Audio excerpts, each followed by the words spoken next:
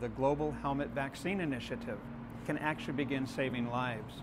Not tens of thousands of lives or hundreds of thousands of lives, but literally millions of lives. It's a very significant opportunity. My helmet's like a second skin. I couldn't imagine getting in the car and driving without it, and I couldn't imagine being on the motorbike without my helmet. When we have accidents, especially at those high speeds, I know that those things are keeping me from seeing the end of my life, and it's the same for everyone else. And it will, in the long term, save millions of dollars. But this is an investment we need to make now.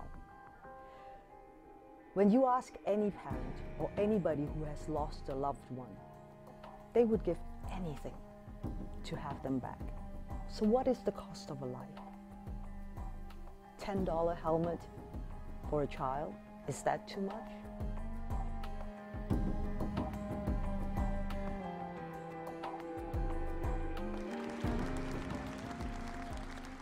We think this initiative is going to have a major impact in so many countries. We've been proving the project for the past 10 years in Vietnam. We've done that through a combination of education, through public awareness campaigns.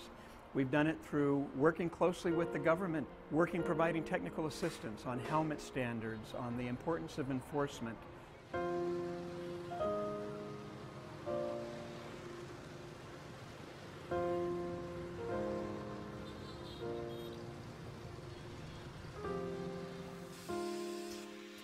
I'm very proud that we have set up the world's first nonprofit helmet making plant for a tropical helmet that we've designed. It's a low cost but totally safe, you could call it a people's helmet. And it's had an extraordinary success in Vietnam and in Southeast Asia now. So we want to take this model and begin to expand it and replicate it in other developing countries around the world. The key thing that we must focus on now, it's a call for action, a decade of action on road safety.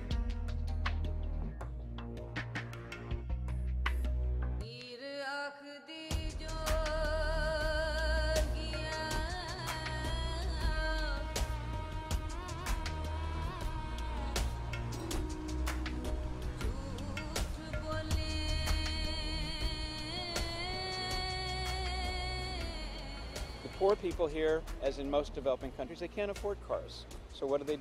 The progression is from the bicycle to the motorbike. Motorbikes are everywhere here. They're very prevalent. It's the family car. And it's not unusual here to see mom, dad, and even 3 or 4 children all crammed onto one motorbike. The law does say that everybody should wear helmets, but the reality is that for some reason there's this huge public myth that only drivers need to wear helmets. So most of the time I see my students not wearing helmet, only their fathers who are accompanying them are wearing helmets.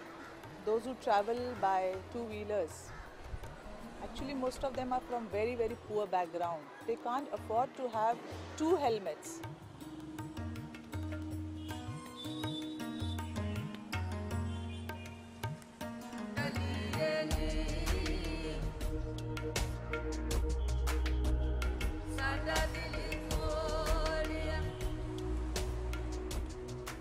I'm trying to do a little bit of market research here. We want to set up one of our nonprofit factories here to make a certified helmet that meets Indian standards. The problem that I'm finding, as in a lot of developing countries though, is that some of the product, this is not a helmet. This has just got plastic. It's a piece of plastic, and there's only a piece of cloth in it. So this has 0 protective value. I hate to say it, but it's almost criminal for things like this to be sold. The good news is that there are helmets on the market here. Here is one. This sells for almost $30. It meets Indian standards. It's a good helmet. I can tell already by looking at the inside. It's been professionally made. But you know, the price is probably very prohibitive for the average Indian. So I think the challenge here, even for us, is to find this middle ground of making a certified helmet and something that will protect people, but that poor people can buy. It's interesting, just in talking to the shopkeeper here, he acknowledges that this is a good helmet, but he doesn't sell that many. He sells them more to rich Indians that are driving big motorbikes, but the poor people, almost exclusively, he sells these that have nothing in them.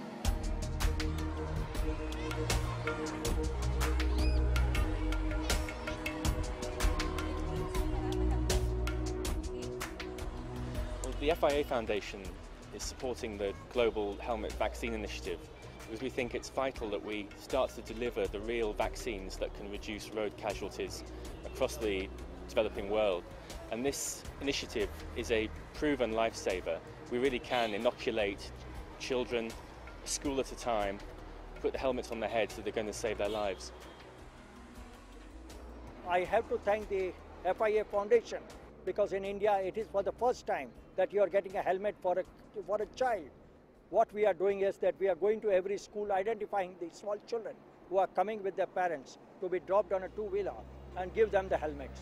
It's very unfortunate that the driver or the parent is having a helmet and the child does not. Our Chief Minister, who is the CEO of the Maharashtra state, has assured me that every child in 5 years will have a helmet. More than 650 to 700 people die every year on Mumbai's streets. Two-wheelers was one single element that was contributing 30% of the casualties. The global helmet initiatives are useful when we were able to convince parents that it is in their interest to insist on helmet for their young child. It worked, and it reduced my casualty rate straight away. India has got the highest fatalities in the world, more than 120,000. And people are always talking about that figure, but what they're not talking about are about the 3 times that number that are suffering serious traumatic brain injury. Good helmets will stop traumatic brain injury. And I always tell people there is no medicine for brain damage. There is nothing in the world that will ever undo a brain damaged child or adult except this. And that's why we're calling this a vaccine. It's a very serious thing, but this is a daily vaccine that will protect against head injury.